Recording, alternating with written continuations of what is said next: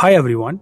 Today we are uncovering something that quietly destroys our peace, overthinking.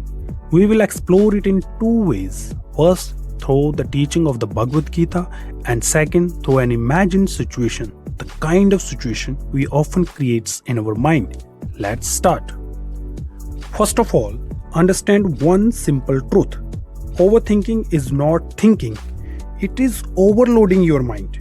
And the more you overload your mind, the less clarity you get. According to Bhagavad Gita, this condition means the condition of overthinking arises when the mind is not under control and becomes attached to outcomes, fears, and imagined situations. In the Gita, Arjun faces intense overthinking on the battlefield of Kurukshetra. He starts imagining consequences, fearing loss, and becomes mentally stuck. At that moment, Krishna explains a very powerful truth. You have a right to perform your duty, but not to the fruits of your actions. Here, meaning for overthinking. Overthinking begins when you focus too much on result instead of actions. Root cause of overthinking. Krishna explains in chapter 6. The mind is restless, turbulent, strong, and difficult to control. The mind naturally wanders. Overthinking is not your fault, but leaving it uncontrolled is your responsibility. Techniques from Bhagavad Gita to stop overthinking. Focus on action, not outcome. This is called Karam Yoga.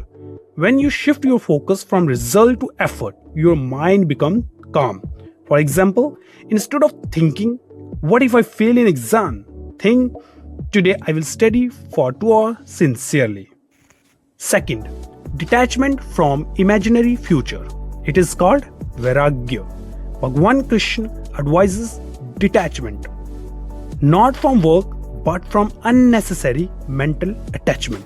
Stay balanced in success and failure. Third, control the mind through practice. That is called Abhyasa. Bhagwan Krishna clearly gives a solution.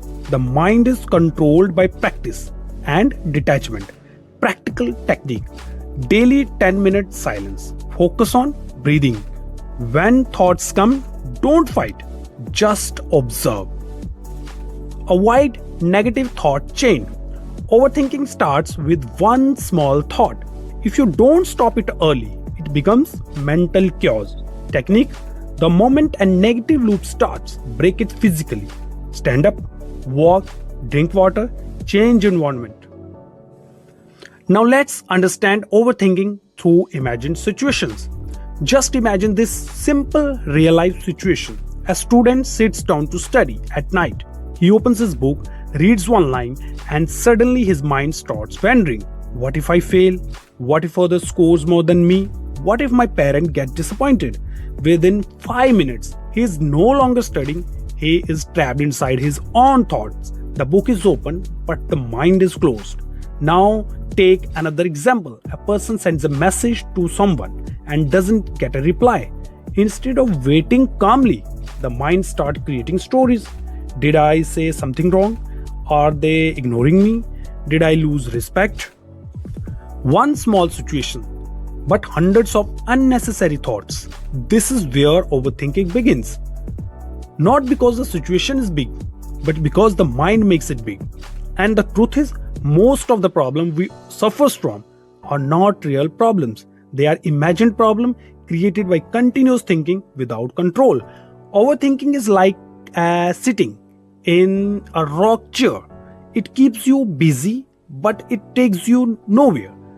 You feel tired, stressed, and mentally exhausted, yet you achieve nothing. Many people believe that thinking more will give them better solution, but in reality, excessive thinking creates confusion, fear, and self-doubt. It slowly steals your confidence, your focus, and even your happiness. You start questioning your decisions, your ability, and sometimes even your worth. The worst part is you don't even realize when thinking turns into overthinking. It becomes a habit, and this habit silently controls your life. You delay decisions, you fear outcomes, and lose opportunities. Not because you are not capable, but because your mind is too crowded. Just like a room full of noise makes it hard to hear anything clearly, a mind full of thoughts make it impossible to think clearly. And this is exactly why understanding overthinking is so important, because once you understand it, you start noticing it. Once you notice it, you can control it. And once you control it, your life begins to change. You become more focused, more confident, and more peaceful. Before we move ahead into techniques, solution, and deeper discussions, remember this one simple thing. Overthinking is not solving your problem, it is multiplying them. And the moment you realize this, you take the first step toward a calmer and the strong mind. Now, if you remember that student sitting with his book and getting lost in thoughts, or that person waiting for a reply, imagine all kinds of negative story. The problem was never the situation. The problem was uncontrolled flow of thoughts. So the solution is not to stop thinking completely, but to guide your thinking in the right direction. The first practical technique is awareness. The moment you catch yourself overthinking, just pause and ask a simple question. Is this helping me or hurting me? For example, that student can stop for a second and say, right now, thinking about failure is not helping me study. This small awareness breaks the chain of unnecessary thoughts. Most people don't control overthinking because they don't even realize when it starts. The second technique is taking immediate action. Overthinking grows when action is missing. If you keep thinking about studying but don't actually start, your mind will create more fear. So instead of planning everything perfectly, just take a small step. Open the book and study for 10 minutes. That's it. Similarly, if someone hasn't replied to your message, instead of creating stories, shift your focus. Do something productive. Call a friend or continue your work. Action reduces overthinking instantly. Third technique is limiting your thinking time. Give your mind a boundary. Tell yourself, I will think about this problem for 10 minutes and then I will decide or move on, because an untrained mind keeps repeating the same thoughts again and again without reaching any conclusion. Another powerful solution is writing your thoughts down. When thoughts stay in your head, they look big and scary. But when you write them on paper, you start seeing them clearly. For example, if you write, what if I fail? Then you can challenge it. What if I don't fail? What can I do to improve? This turns negative thinking into problem solving. And finally, accept uncertainty. Not everything in life will go as planned. The person waiting for a reply must understand, maybe the other person is busy. Maybe it has nothing to do with you. When you accept that you cannot control everything, your mind automatically relaxes.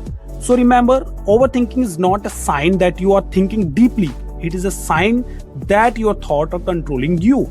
The moment you start applying awareness, action, limits, writings, and acceptance, you slowly take that control back. And that is where real mental peace begins. Thank you.